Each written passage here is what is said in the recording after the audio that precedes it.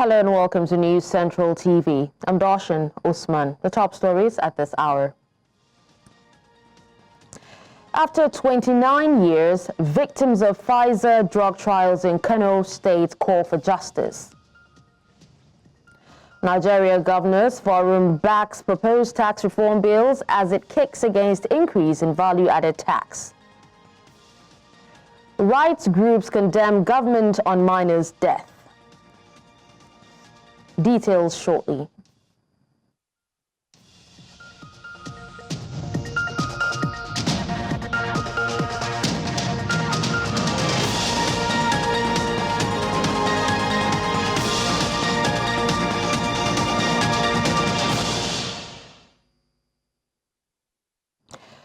We begin by telling you that Sele Market, a popular market situated at Sele bus stop along Oshodi-Apapa Expressway in Lagos State, has been destroyed by the kick against indiscipline agency under the state government.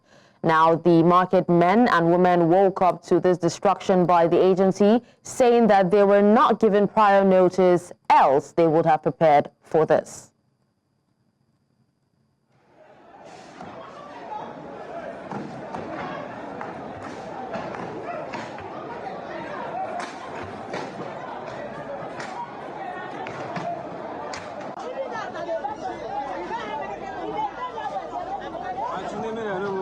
No, because I don't talk to them. Yes. News Central. This is my ID.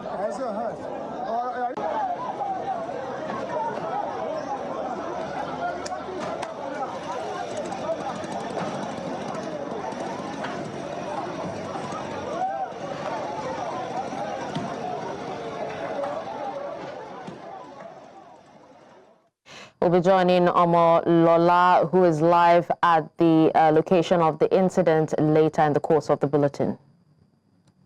Now, moving away from that, victims of the controversial Fiser drug trials of 1996 in Kano State are calling for justice and transparency in the compensation process, with some families still grieving the loss of loved ones 29 years after.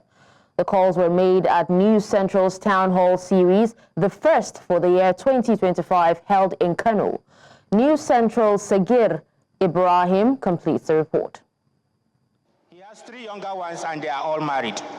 It is a tale of anguish, despair and frustration as victims once again take turns to narrate the harrowing ordeal of how life has been since they took the needle. His name is Jamilu. Shekararsa 30. He's 30 years old. Kannansu guda uku duk ne musu aure. He has 3 younger ones and they are all married.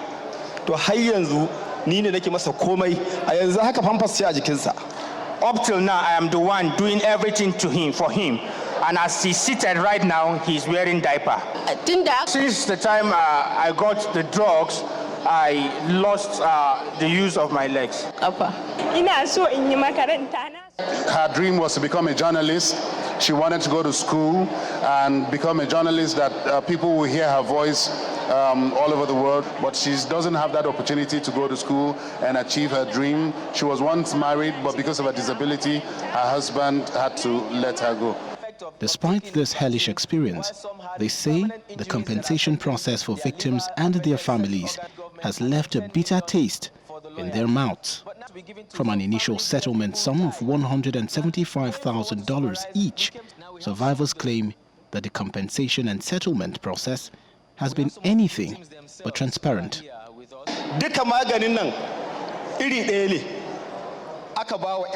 We were fortunate to get 2 million. I'm also aware that some people didn't get anything at all. Team of who give us the money, they took 150, 150, sorry, 150. So as long as we are only giving $6,850 US. We heard the information that they were giving compensations to the Fiser drug victims, but we got that information at the tail end. And at the time we went for our own compensation, we were told that they have finished the program. There is a passionate appeal from the government, civil society and other stakeholders as they reiterate the call for justice on behalf of the affected persons. Excellency Alhaji Abducted Yusuf has made it clear that the welfare of people of Kano is a top priority. He committed to ensure that the voices of the victims are heard. The National Human Rights Commission, whether at federal or state level, have never been informed or got a written complaint from either individual or group of people irrespective of this issue. And I'm appealing with all stakeholders, be it governmental or non-governmental organizations, to collaborate with the National Human Rights Commission in order to seek redress on behalf of the victims of Fiser drug test in Kano. We have been pursuing our complaint before EFCC vigorously, and we believe that at the end of the day, justice will be done to my clients. For News Central, this is about unearthing the facts and laying the truth bare.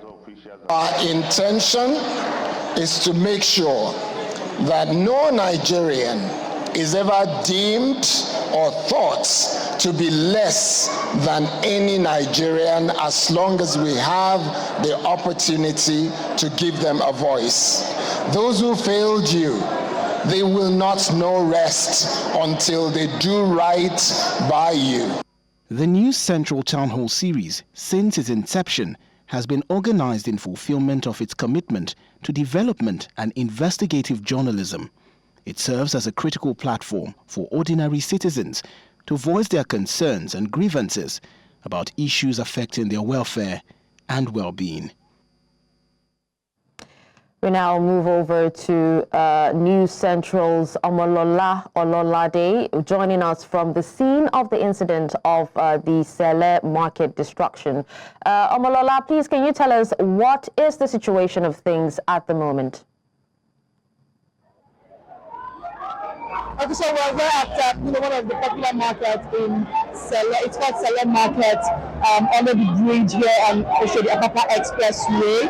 And as you can see, I'm in the midst of some of the market women that are, while some are lucky to have their goods salvaged, many of them lost their goods and they're here counting their losses. If you can see, this is a major market that used to be bustling with activities of buying and selling. But as you can see now, it has been brought down to pieces. The market has been demolished by members of Kick Against Indiscipline Agency and under Lagos State government, and they have been here since 8 a.m. trying to demolish the market. All right, Omolola, if you can hear me, what exact reason was given by the government for the demolition, and how long has the market been in existence? So I spoke to some market women, most of which are not willing to speak online. They're not willing to speak on air, rather. I spoke to them off camera, and then I was able to gather some information. And what happened was that they said the members of the Kick Against Indiscipline the officials, they were here about 3 days ago to tell them that they gave them 48 hours. And prior to that, they said they didn't have any information. Now I asked them that, what about the market leaders? And they said that the market leaders, of course, were informed about a year ago that this would happen, but unfortunately they didn't get any of this information. Some are even saying that on a daily they pay to some of these officials, the market leaders, they pay them on a daily basis. I hear that they pay as high as 700, 800 on a daily basis, which is approximately about 3,000 to 4,000 per week. And now they're saying that they didn't get anything from their leaders as to what would happen today. Okay, so what plans do these traders have at the moment? What do they intend to do next? To be sincere, most of them are just sitting here with, trying to count their losses. They don't even know where to go from here. I spoke to one woman who, is a package woman. She said that this is where she gets her daily bread from, and this is where she feeds her family. She even said she has about 10 to 13 children, and she's the breadwinner of the family. And this is where she gets a daily meal every day. So it's a case of they don't even know where to go from here. They just seated here trying to find out what's going to happen next. They don't even know what they're going to do next. All right, Amolola, is it possible to try speaking to, any of the traders? I can see some of them behind you. Can you try speaking to them? Let's know if one of them can actually has something to say. Because I've tried getting them to speak, some of them, I don't know why, maybe they're either afraid or skeptical to talk, but they said they're not willing to come on air. Well, can you go ahead and try now, because, they want their voices to be heard, so one of them must have something to say. So let me just ask you a question. Okay, I'll try to find somebody who can talk. Now, please, can you tell us what happened today? Just to find out. No? So the thing is, they're not willing to talk. I really don't know why what the reason behind, but they're not willing to talk. Maybe they're afraid, or I don't know what it is, but they're not willing to talk. So this is just going to be information off camera. All right. Well, thank you so much, Amolola. We'll get more update from this later. Away from that, into security matters. The Defense Headquarters says troops killed 156 terrorists, arrested 464 individuals, and successfully rescued 181 hostages from kidnappers in the past 1 week. Addressing journalists during a bi-weekly press briefing on the ongoing operations of the Nigerian military across theaters of operations, the Director, Defense Media Operation, Major General Edward Buba, reiterated the military's commitment to defeating terrorism and insurgency. General Buba highlighted the ongoing military operations are making significant progress in neutralizing threats across the country. Recovered one GP general purpose machine gun, 68 AK-47 rifles, and one AK-56 rifle, 4 FN rifle, among other items recovered during the week. Other items include over 1,600 rounds of 7.62 millimeter special ammunition, as well as over 670 rounds of 7.62 millimeter NATO ammunition, 8 vehicles, 42 motorcycles, and 29 mobile phones, among other items recovered in the course of operations this week. Troops in the Niger Delta area discovered and destroyed 48 crude oil cooking ovens, 10 dugout pits, 28 boats, and 6 speedboats, among other items recovered in the course of the week. Troops equally recovered over 705,000 liters of stolen crude oil, over 6,800 liters of illegally refined AGO, otherwise known as diesel, as well as over 1,500 liters of DPK, otherwise known as kerosene, and 800 liters of PMS, otherwise known as petrol. Thank you for staying with us. Now, the National Assembly is pushing to remove the police from the federal government's envelope budgeting system, which allocates fixed funding amounts. This initiative aims to address concerns over inadequate police funding, as Thursday's budget defense revealed a significant budget proposal shortfall. Appearing before the Joint Committee on Police Affairs, the Inspector General of Police, Kayode Egbetokun, highlighted that the current budgetary constraints hinder effective operational planning and service delivery.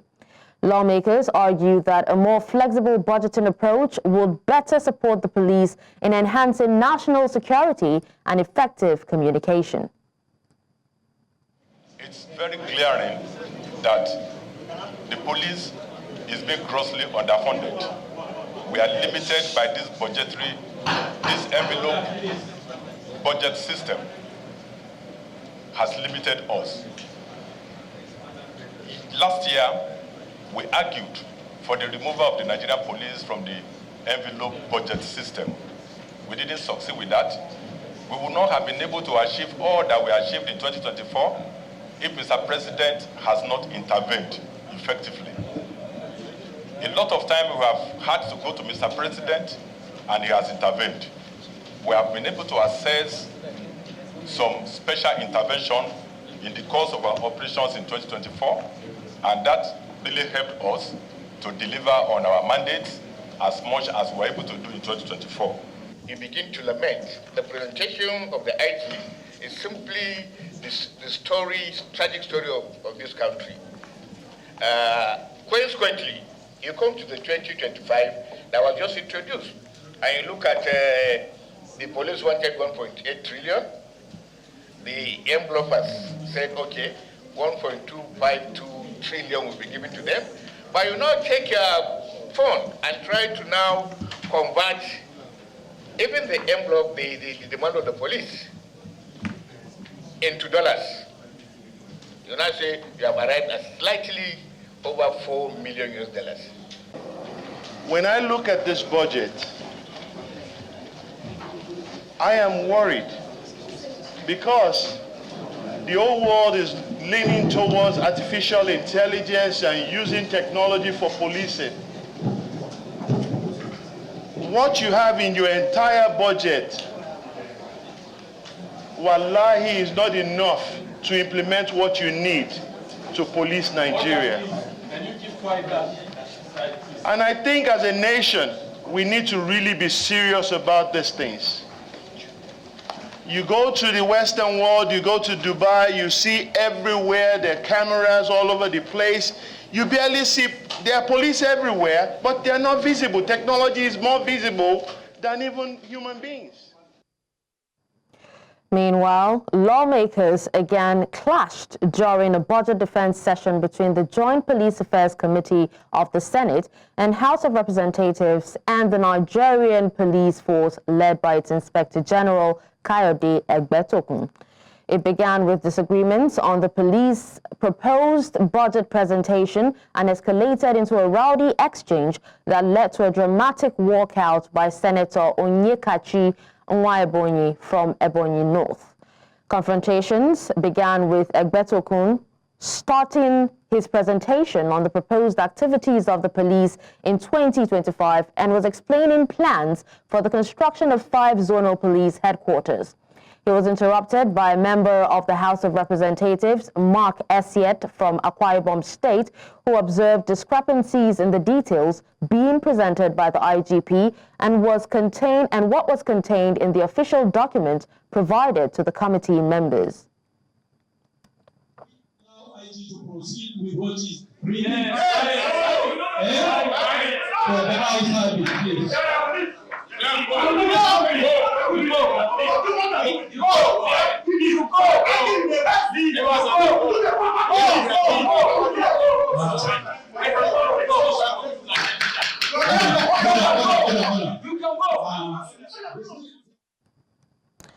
The governor of Plateau State, Caleb Muthwang, has reaffirmed his commitment towards ensuring maximum support for officers and men of the Nigerian military. The governor was speaking at the 2025 Armed Forces Celebration and Remembrance Day luncheon held in Jos. News Central's Chizoba Anyongwe tells us more. The Armed Forces Celebration and Remembrance Day isn't just an annual celebration. It transcends that, drawing attention to issues within the security sector and how best to improve on the lapses bedeviling the nation's security architecture. At a luncheon to mark this year's event at the 3-Division Rhino Officers' Mess, the governor, represented by his deputy, assured government support for the armed forces in the state. As a government, we reaffirm our commitment to supporting our armed forces with the resources, training, and infrastructure they need to carry out their vital missions effectively. The governor was elated while commending the achievements of the General Officer Commanding on the Plateau. I want to sincerely appreciate his selfless, committed and selfless service to the government and people of Plateau State. The people of Plateau State will miss you. Such an officer. We are indeed so grateful, and we appreciate your service, and we pray that God Almighty will grant your heart desires, and that He will continue to guide you, and He will continue to elevate you to higher levels in your service to God and to humanity. Amidst success stories, the GOC Major General Abdusalam Abubakar notes that the challenges ahead will also be surmounted. As I prepare to hand over the baton of leadership to my successor, I do so with a sense of pride in all that we have achieved together. The challenges ahead are numerous, but I have no doubt that the partnership we have built, the relationships we have nurtured, and the commitments of the people in the state to peace will carry us forward. Let us continue to work together for the peace, unity, and progress of our great nation. The GOC remains optimistic that the civil-military relationship now established in the state will yield a more peaceful Plateau. In Jos, Plateau State, for News Central, I am Chizoba Anyomi. The Nigeria Governors Forum has finally thrown its weight behind the proposed tax reform bills currently at the National Assembly. In a statement on Thursday, the group proposed an equitable sharing formula for value-added tax, and the development was an outcome of a meeting between the NGF and the Presidential Tax Reform Committee convened on January 16, 2025 to deliberate on critical national issues, including the reform of Nigeria's fiscal policies and tax system. The Nigerian government has responded to remarks made by a former governor of the Central Bank of Nigeria, Muhammadu Sanusi II, regarding President Bola Tinubu's economic reforms. Sanusi had on Wednesday at the 21st Gani Fawahimi annual lecture in Lagos expressed concern over the country's economic situation, but was quick to say that he will not interfere. While insinuating that President Tinubu's government has not been a friend, he says it will only be honorable for him to steer clear. Acknowledging Sanusi's right to express his opinion, the federal government, in a statement by the Minister of Information and National Orientation, Muhammad Idris, however, notes that the Emir's advice on how to tackle the nation's economic challenges is not needed. Nigeria's headline inflation increased slightly in December 2024, rising by 20 basis points to 34.80%. This contrasts with the 72 basis point increase recorded in November of the same year, just as the month-on-month inflation rate in December decreased by 20 basis points, settling at 2.44%. Now, although these figures suggest a reduction in the pace of inflation, they do not reflect the lived experiences of many Nigerians who continue to struggle with the escalating cost of living. News Central's Perpetua Fasoni Peter has more.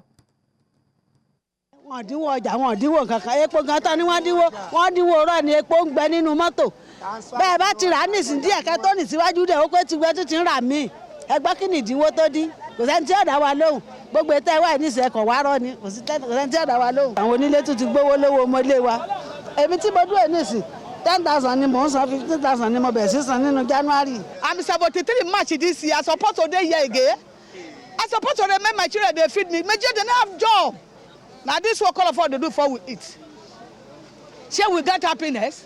When you buy today, where you they go, tomorrow may you go buy, the money they go put, the more the half of the money you take buy before again.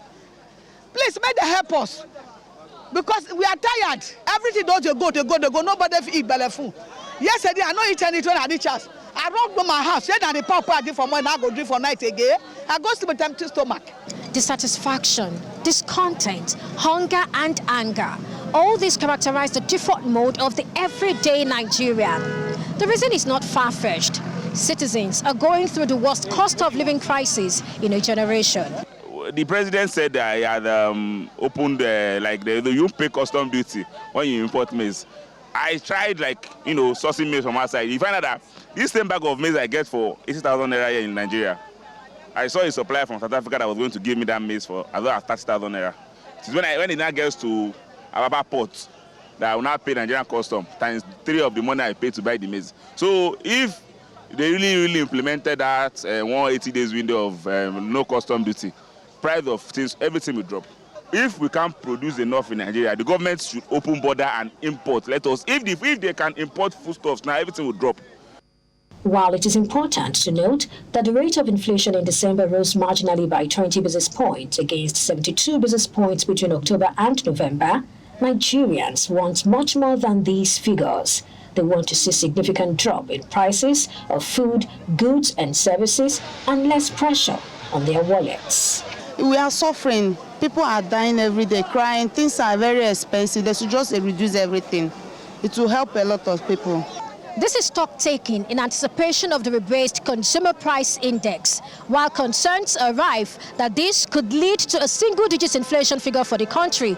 My question, and that of New Central, is, will that translate to cheaper goods, foods and services? Time will tell, and we will continue to watch this. In Lagos, for New Central, I am Perpetua Fasamipita. Thank you, Perpetua, for that report. Now, tensions are rising in Bulumkutu, Abuja, Kwenan OC community in Borno State as residents criticize the Yola Electricity Distribution Company for its billing practices. The issue stems from handwritten charges on already printed bills, with locals alleging inconsistency and lack of accountability in the process. News Central's Umari Kirawa has more. This is the Bulumkutu Kwenan OC in Maiduguri, the Borno State capital. Upon receiving a distress call from residents of the area on alleged irregularities in the electricity distribution billing system, News Central crew engaged them for clarity. Our major concern now is the writing with the pen on the printed bills, you understand, as well as the short notice, just 3 days notice. They're supposed to type everything so that we can go and pay the amount that they gave to us. So we are not happy with them and we are not encouraged, because what they gave me here is different from what they are writing here. Adding to their frustration, YEDC has reportedly been issuing 3-day disconnection notices, which many residents claim is inadequate to dispute bills or gather funds to make payments. Tunda har in transformer ya bace za mu cire kuɗi mu biya a hada kuɗi a jiya a jara, bai kamata koyi lokaci daya ka kawo notice kuma ka rubuta da bayro, ka zo ka rubuta mana da bayro ka ce wai lalle sai mutum ya je ya biya kuɗin wuta kwana 3 20,000 gashi na a rubuce. To muna kira idan manyan su ba su sani ba, muna son manyan su shiga cikin wannan lamarin su yi jara. In za a yanke min wuta gaskiya ni za mu dan yi hayaniya, simply because ina ga right da ne na biya wuta bai sati biyu ka dauke yanzu an kama shekara daya muka zo na ba mu da wuta. With all these concerns and many questions seeking answers, News Central team sought the reaction of Bulumkutu Business Unit. The business manager denied us access but directed his secretary to inform us to meet the regional manager. Every customer is expected to pay his bill monthly. And there are situations where some customers don't pay the bills at that particular month, they skip the month. So, and if we issue them another bill, some other time we have to write and then say that yes, this month that you have skipped, that you have not paid, then you should also pay it along with the current bill that we have issued to you. The statutory notice for them to offset their bill is 10 days. The regional manager was also quick to speak on the alleged metering abuses. Currently, we have presidential metering initiatives that the federal government will bring meters and then we go and install it to our customers. So that is what we are waiting for. So if the scheme of a presidential metering initiative did not commence, then we have the meter access provider, so that the customer will come and say that he wants to apply for meter. So when he paid, he bring the evidence of payment, then we arrange and then go and meter the customer. It remains to be seen how these allegations, especially the handwritten payment amounts on printed bills, which many believe could pave the way for exploitation, among others, will be resolved. In Maiduguri for News Central, Umar Kirawa.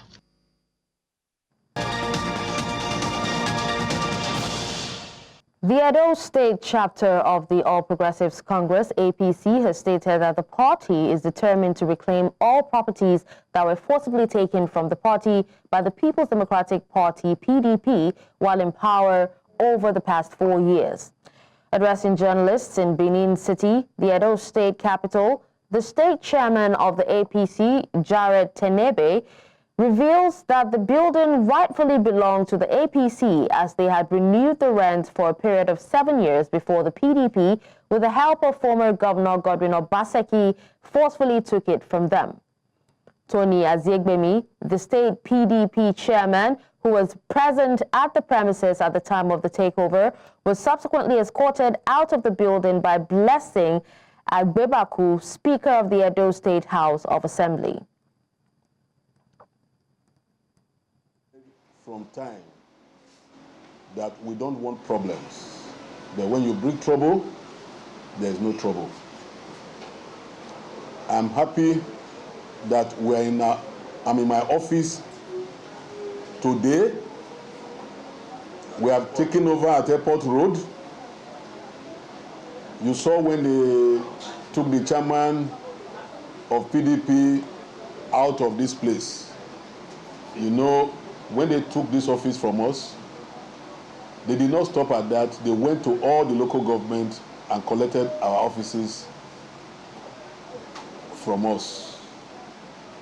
And we are going to recover all the offices across the state. The Independent National Electoral Commission, INEC, has announced the removal of 7,746 deceased voters from the National Voter Register across 36 states of the Federal Capital Territory as of December 2022.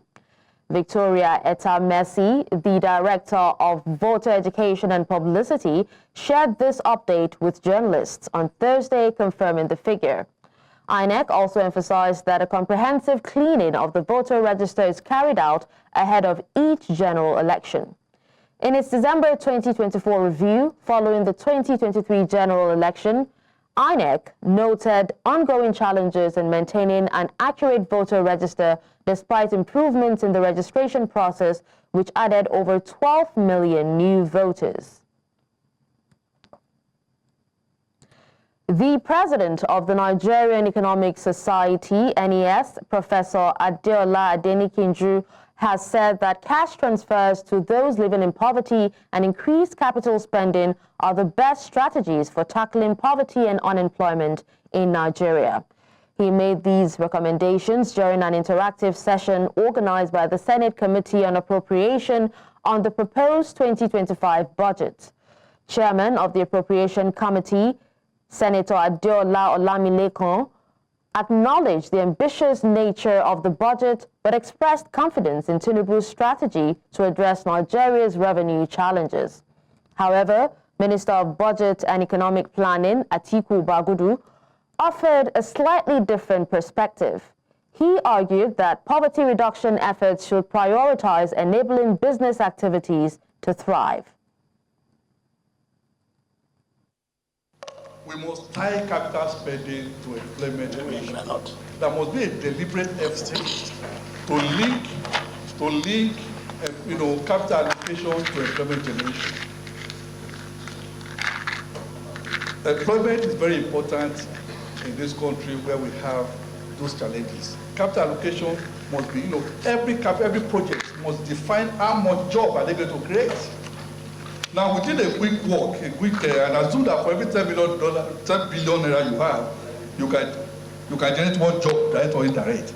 And we see that if you use that and apply that to the economy, the 2025 budget is capable of generating about 1.3 million jobs.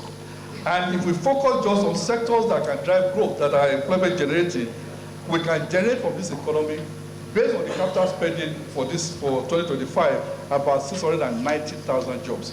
So we need to tie those capital spending to jobs creation.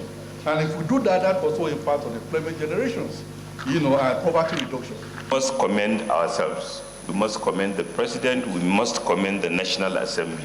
Because when we say we have generated 3/4 of growth 3.2, 3.4. To many people, it seems small. But industrialized nations, all European countries who have financing is not an issue, technology is not an issue, but they have been unable to achieve 1% growth.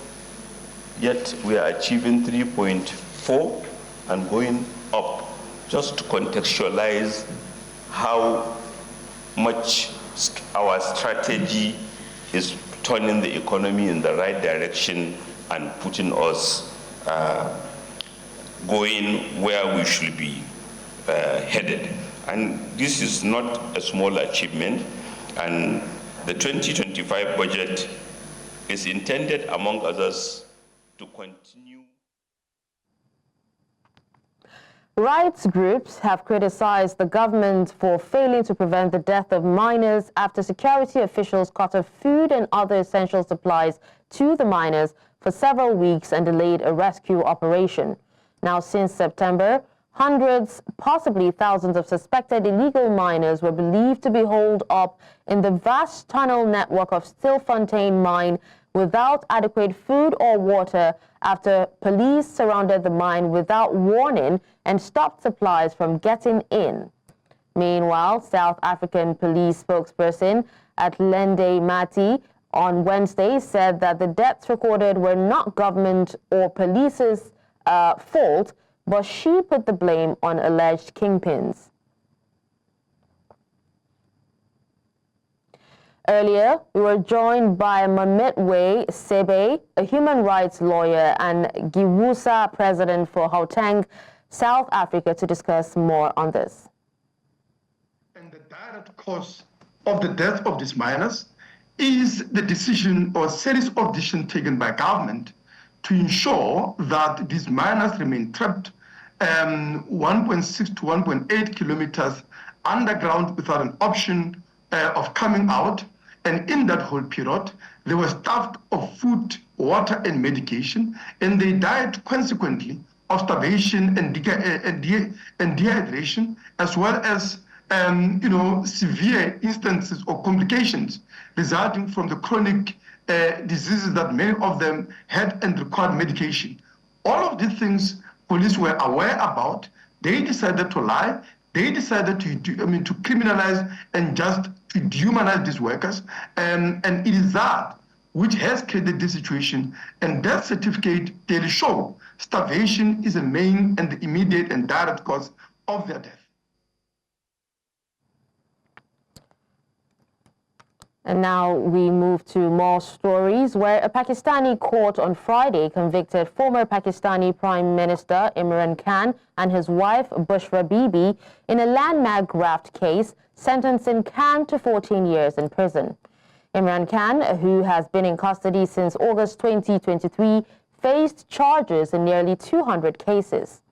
His party, Pakistan Tehreek-e-Insaf, claims the latest conviction is an attempt to silence him. Speaking after his conviction, Khan told reporters that he will neither make any deal nor seek any relief. The anti-graft court, convened in a jail near Islamabad, convicted Khan and his wife over their Al-Qadr Trust Welfare Foundation. In more stories from around the world, Israel's Security Cabinet is meeting to discuss a ceasefire and hostage release deal regarding Gaza, according to an Israeli official. The meeting on Friday precedes a wider cabinet vote expected on Saturday to approve the deal. The Israeli Prime Minister's office confirmed a deal with Hamas for the release of hostages in Gaza, with a pause in fighting and a phased release of hostages and Palestinian prisoners.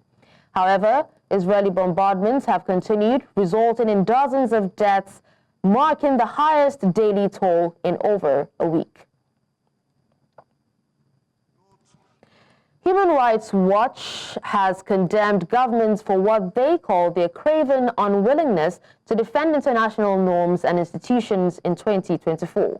They warned that Donald Trump's potential return to power would exacerbate pressures on the global rights system.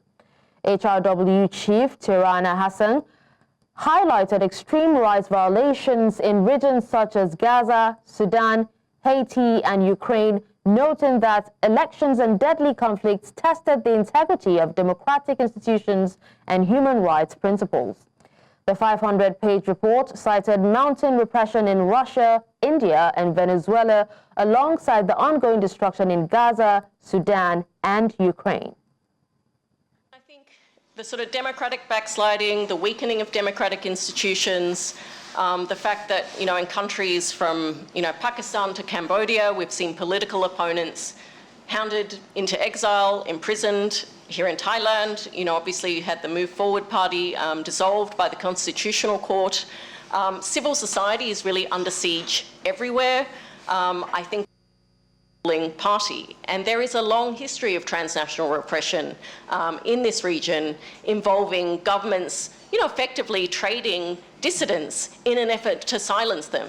So why is it that this killing took place in Bangkok and not in Cambodia? It is really a message to dissidents that you might think that you've left your home country, but you aren't safe. We will hunt you down and we will take extreme measures to silence you.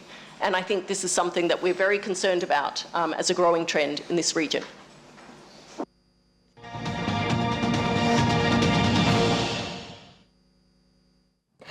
Now in sports, Lagos State emerged as champions in both the male and female categories of the 3rd Nigerian Schools Sports National Flag Football Tournament on Thursday, defeating Akwa Ibom at the UJ Esweni Stadium in Calabar.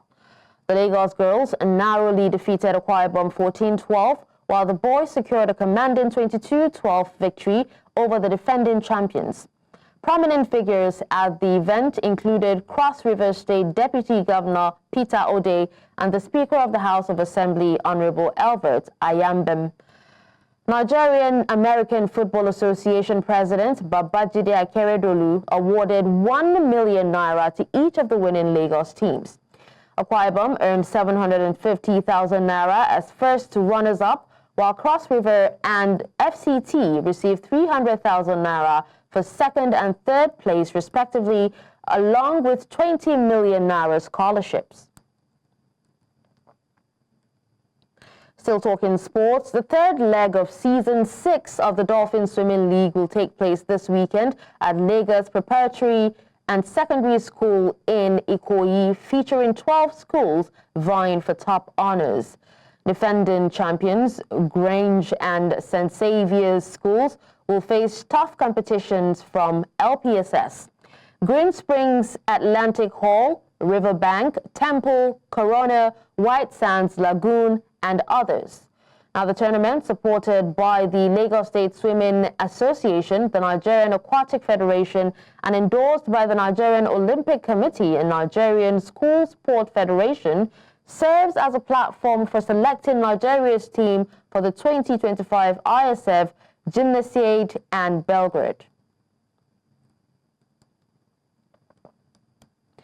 Manchester City striker Erling Haaland has signed a new long-term deal with the club that will keep him at the Etihad until 2034. The Norwegian joined City from Dortmund in 2022 and has scored 111 goals in 126 games for the club since. The striker's previous deal, which reportedly included a release clause, had been due to expire in 2027.